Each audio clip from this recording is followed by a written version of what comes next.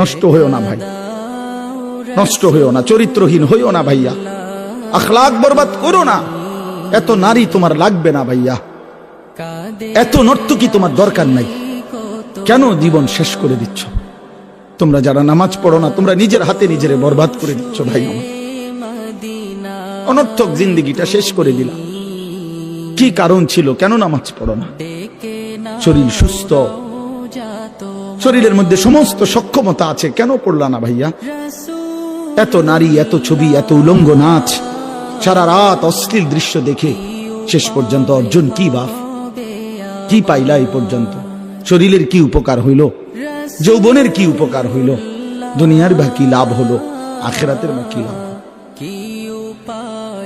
একদিন বেলা শেষে ফিরে দেখবা কিচ্ছু নাই, বন্ধুও নাই, শরীরও নাই, যৌবনও নাই, শরীরের ক্ষমতাও নাই, আখিরাতও নাই, কবরও নাই, কিচ্ছু নাই, কিচ্ছু নাই। সব ধোঁকা, সব ধোঁকা, সব ধোঁকা। এই জন্য বাপ, আমরা প্রত্যেকেই এটা মনে রাখতাম, কারো ধমকে ইনশাআল্লাহ বাংলাদেশের এই জমিন ইমানদারের জমিন, 56,000 বর্গ মাইলের বাংলাদেশ কোন বেঈমানের হাতে ছেড়ে দেব না ইনশাআল্লাহ। সুজা ইনশাআল্লাহ, সবার আগে ইনশাআল্লাহ ইমানদার নওজোয়ান এই বাংলাদেশের জমিন পাহারা দেবে ইনশাআল্লাহ। ভারতের এই সমস্ত ধমক, হ্যাঁ এগো দেশে হাসপাতাল, আমরা দেশের ইমানদার ডাক্তার আছে, আমাদের দেশে পর্যাপ্ত হসপিটাল আছে ইনশাআল্লাহ, কোনো সমস্যা নেই কোনো কিছুর। আল্লাহ থাকতে বান্দার আবার পেরেশানি কি হবে? হাসবুনাল্লাহু ওয়া নি'মাল ওয়াকিল, নি'মাল মাওলা ওয়া নি'মান নাসির। আল্লাহ আমাদেরকে হিম্মত দান করে। আমি সমস্ত যুবকদের কাছে অনুরোধ করছি, আগামীর ইসলাম তোমাদের হাতে, আগামীর কালেমা তোমাদের হাতে, হকের ঝান্ডা তোমাদের হাতে।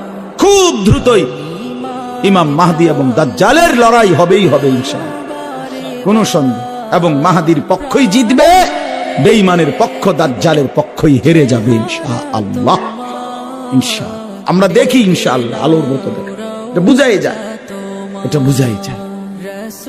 তো এই জন্য বললাম, আমাদের এই জিন্দেগি শেষ হয়েই যাবে, আমরা মরেই যাব, হাসলেও মরে যাব, কাঁদলেও মরে যাব, সুখের মরণ হবে, দুঃখেরও মরণ হবে।